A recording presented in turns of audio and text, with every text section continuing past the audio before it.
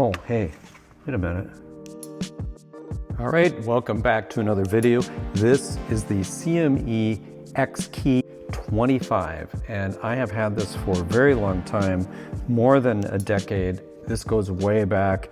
Some of the earliest videos that I've created use this keyboard, and I actually really like the way this feels, and it doesn't work. And so the point of this is to see if I can fix it. And I believe that the micro USB connection is the problem. For a long time, I thought it was the cable. I think the problem might be in the jack itself. So I'm going to attempt to tear this down. Maybe there's a little circuit board, maybe the solder joint has come loose, which is what happens on USB jacks sometime. This does not appear to have any sort of screws, and when I pick at it here, it feels like it's taped together or maybe glued together along here. So since it doesn't work, and I guess I have nothing to lose, what I'm going to do is try to pry it up along this edge, and I've got some of the iFixit tools here that I will use to do that. The first thing I'm going to do is take my heat gun on the very lowest setting and just heat this up a little bit, see if I can pull up on this. So I'm doing this without much knowledge of how it works or how it's put together, but obviously there's no screws, so it must be, put together something like a phone or something like that.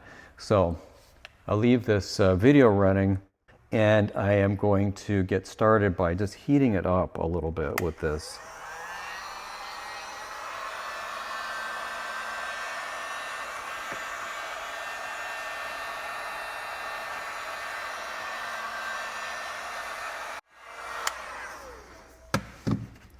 I don't really know if that's enough to get any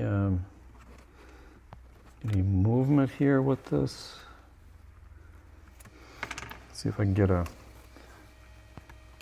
one of these guitar picks under here to get that started.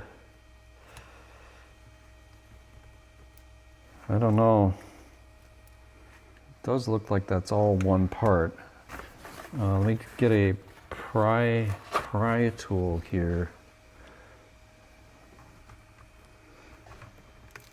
Oh, hey. This seems to have worked a little bit.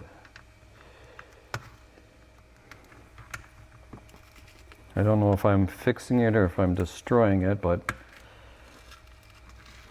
at least we'll learn something about how it's put together.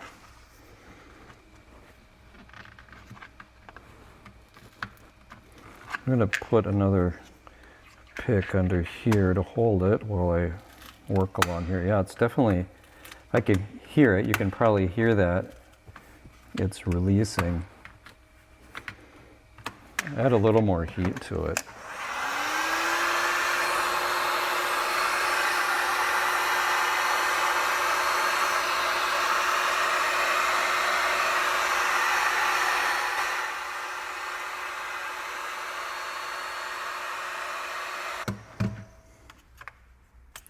That's not the right tool.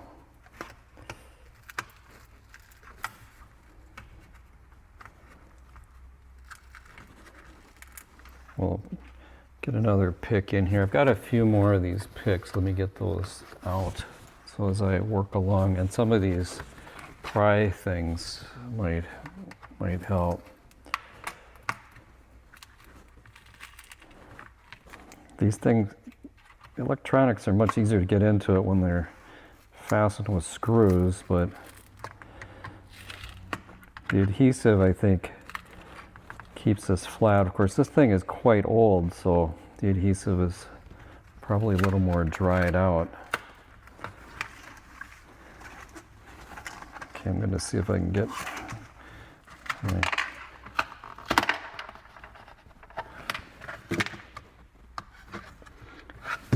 Yeah, it's definitely glued in there. I'm just going to see if I can separate it.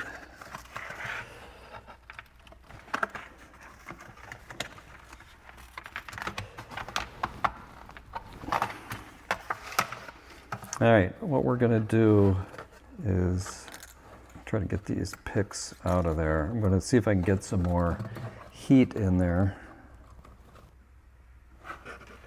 Wait a minute. There appear to be some screws.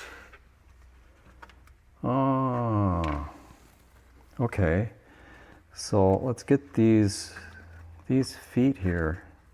I should have looked at that before, but by taking the feet off and revealing the screws, and that's the case here.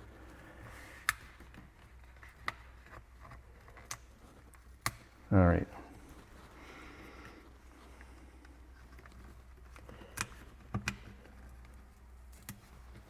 All right, so I need a small screwdriver.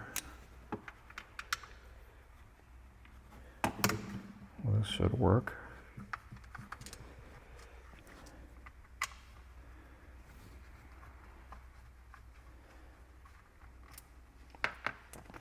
All right, so I think all of this stuff, we're going to wind up with the feet, those, and then we're going to be in here. I think once I get these screws out, that it will release. Yeah, sure enough. Okay. So there is a connector here.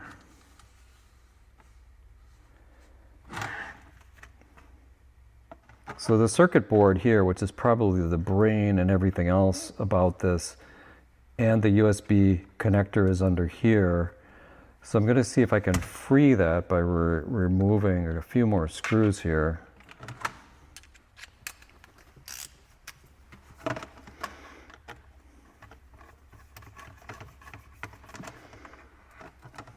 Right, so there's another screw there.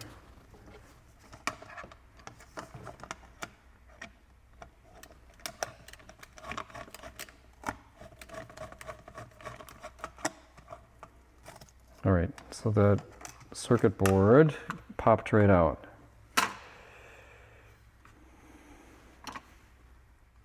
All right, so the problem that I'm having with it is that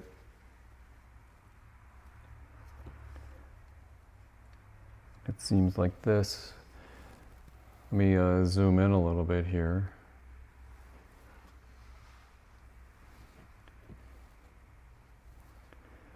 We're going to take a look. There is a connector here that I might be able to pull that off.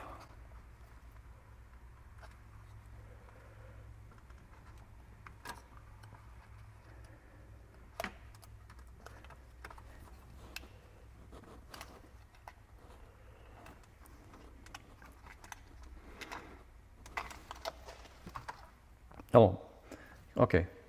So I was able to remove this board entirely. So let's take a look at this.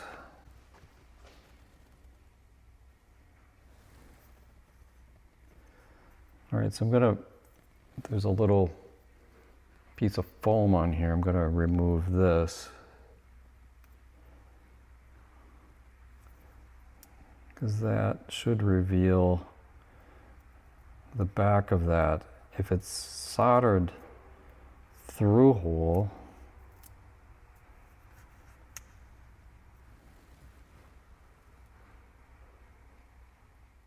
I don't know. What do you think? I'm going to plug the cable in here and see if that seems loose.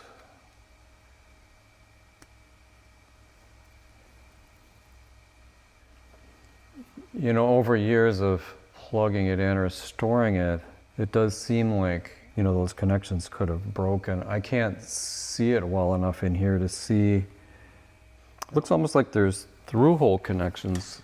I get a little more light on it.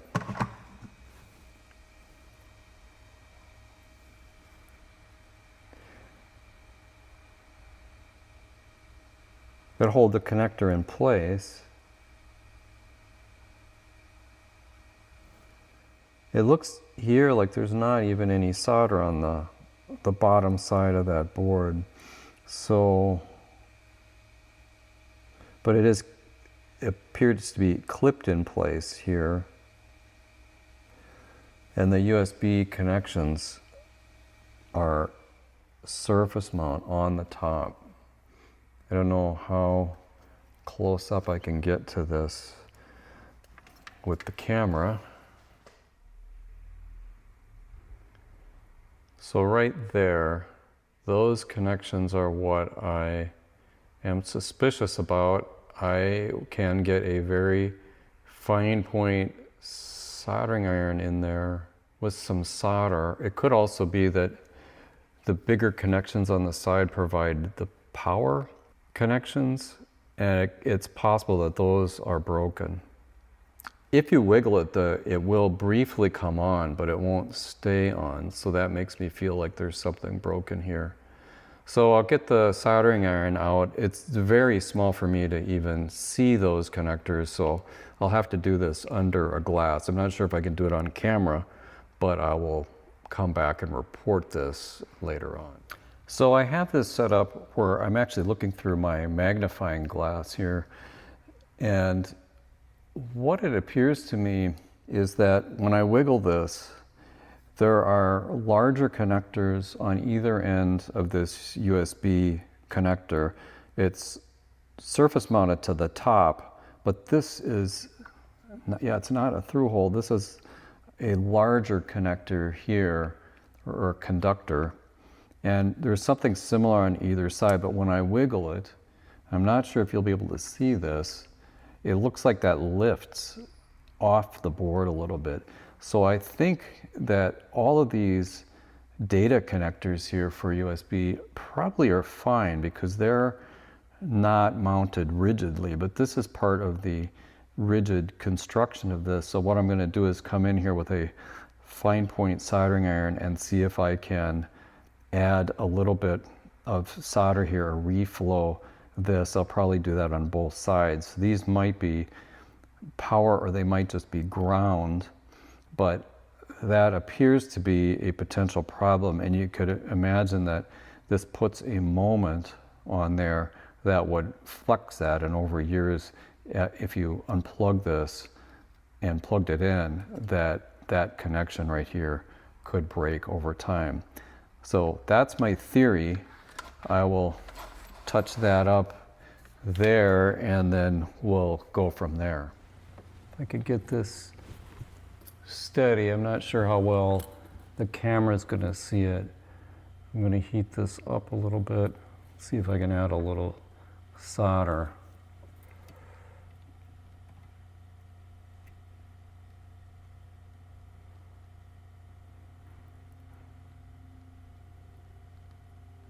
All right, that's probably all I need to do there.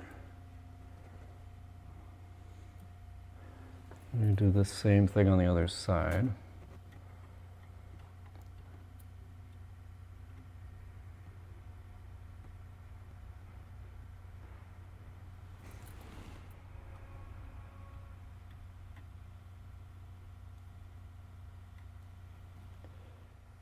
That is it. That's all I'm going to do. And then I will quickly put this back together enough to test it. And then we'll see if that does the trick. All right, so I have it partially back together now. And initially it did not work after just doing those two pieces that I did there on the side of that connector. Then I got the idea that I would just reflow all of those small pins of that jack using the smallest tip here on the soldering iron. And then also there were two in the front part of it here that are through hole. Actually, you can see them right here. I don't know if you can really see them here on the camera, here and here, that were not apparently soldered ever. And those seem to be also connected to the case of that jack. So I did solder those as well. And then sure enough, when I went back and tried it with just one screw in here and it, partially assembled, it started to work with this power light here lighting up, which it did not do before. It occasionally would flicker before I started this. Now it's coming on solid. So by touching every one of those tiny connectors and then the connectors related to the case, it seems to have fixed the problem. So you do have to be very careful with this ribbon cable. It's got a little, kind of a little thing that pops out that locks it in place. But I will get it back together and then I'll show you an example of using this with the computer. All right, so following the work that I did to resolder all the connections in that USB connector, it did come back to life. And you can see right here that this light is on. When this light is on, it means you have both power and that it's communicating over USB. And so to give it a further test, I connected it up to this iPad and loaded a keyboard on GarageBand. And you can see that it's completely working.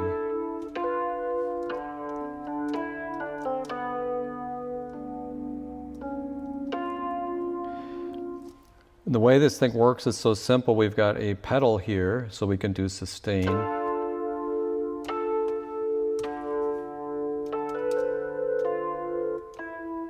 This is the pitch shift. And these are pressure sensitive, so that gives you an amount of pitch shift. And here's a modulation. Doesn't do anything there. And here's your octave up and down.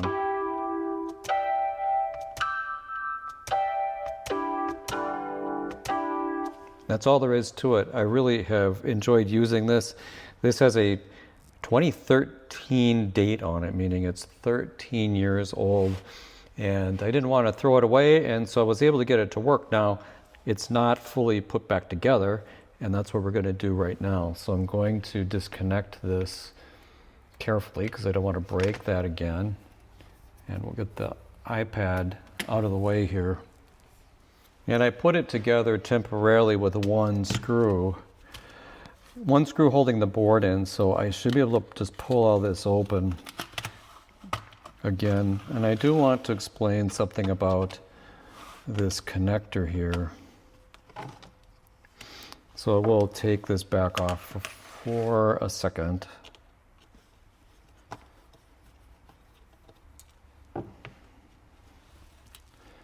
And we'll pull this little board back out.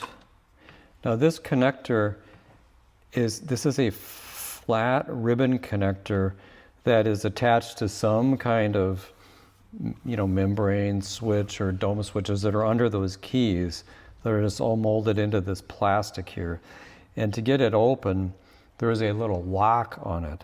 So you pull back on this little ring here. It's not a ring, but it's kind of a flat area. And that's how I got it apart in the first place.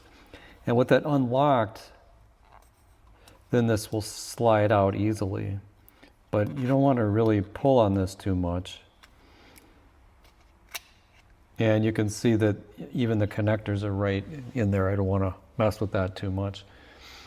And so I'll give you a close-up of how that works. So once you slide it back in, you push this in to lock it. So that's how that works.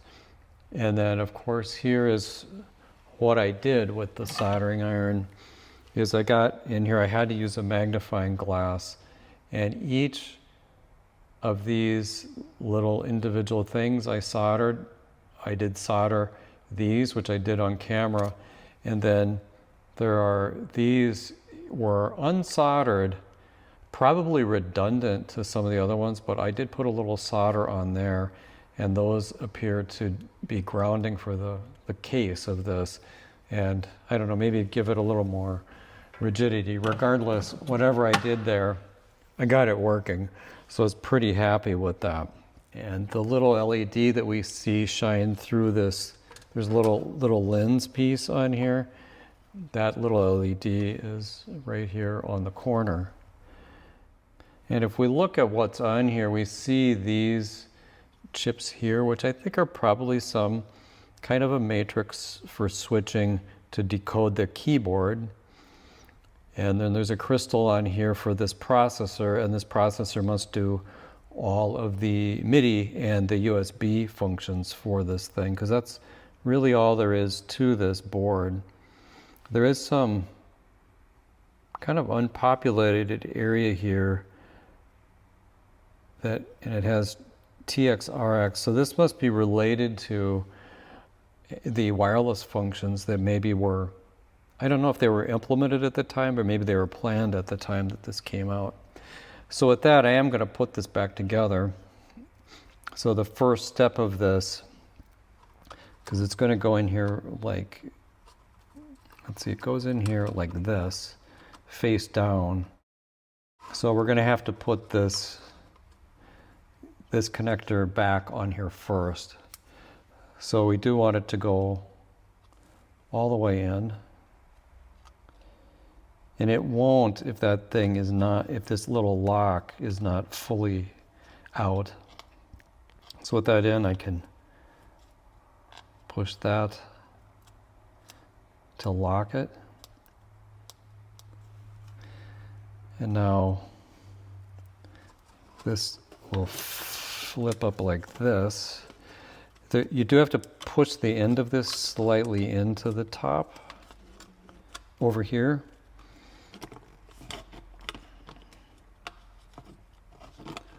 And with it like that, I am ready to put in the couple of screws that hold it in. There's two of them.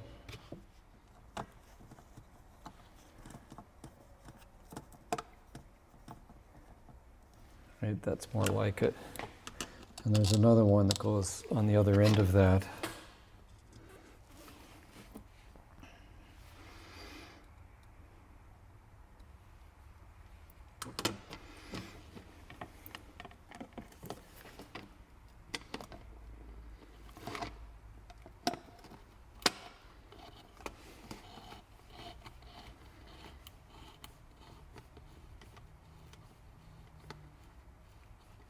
So I want to get that snug but not overly tight.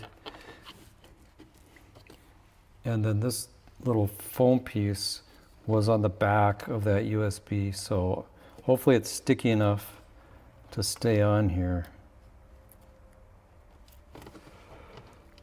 So that foam piece and this will push up against the back and help hold that board in. Fortunately, this is still pretty tacky, the adhesive, so when I do the final assembly here, hopefully that will work all right.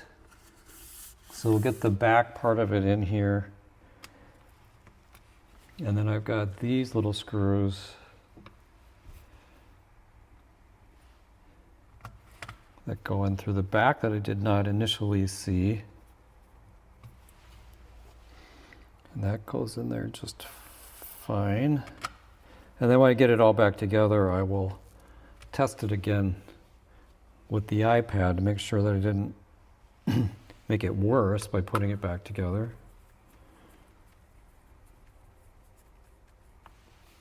And we've got these little feet. Now, of course, if the adhesive isn't tacky enough, these might need to be reattached with some other tape or glue. I'll give this a little press down. This could use a little cleaning here.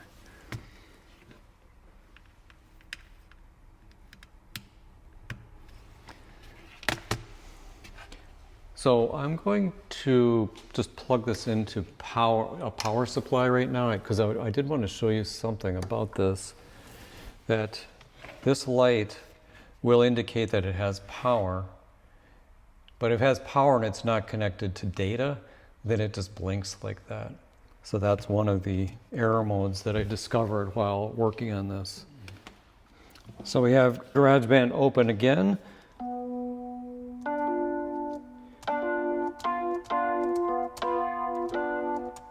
Uh-oh.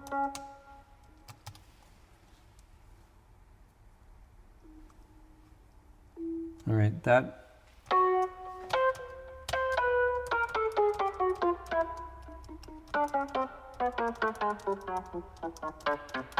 Okay, this key has popped off.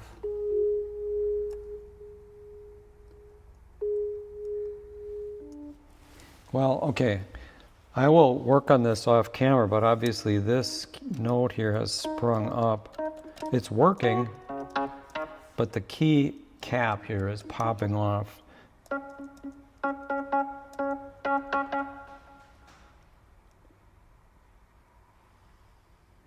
And hopefully it's not broken. I'm going to just try pressing down a little hard on it to see if it snaps in.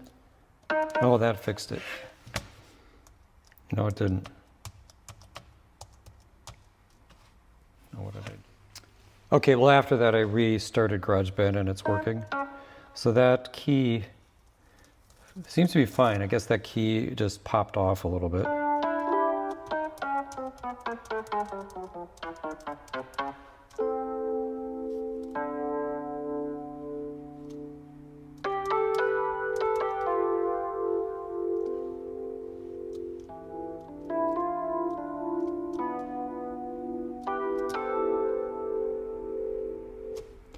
And it's working.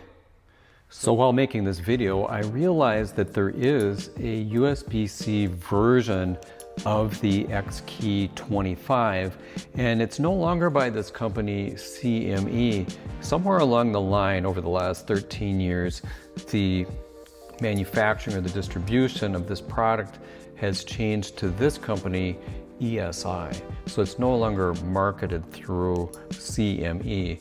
And in addition to this, it's been revised with USB-C connections. So if you did want to get one of these, that's available.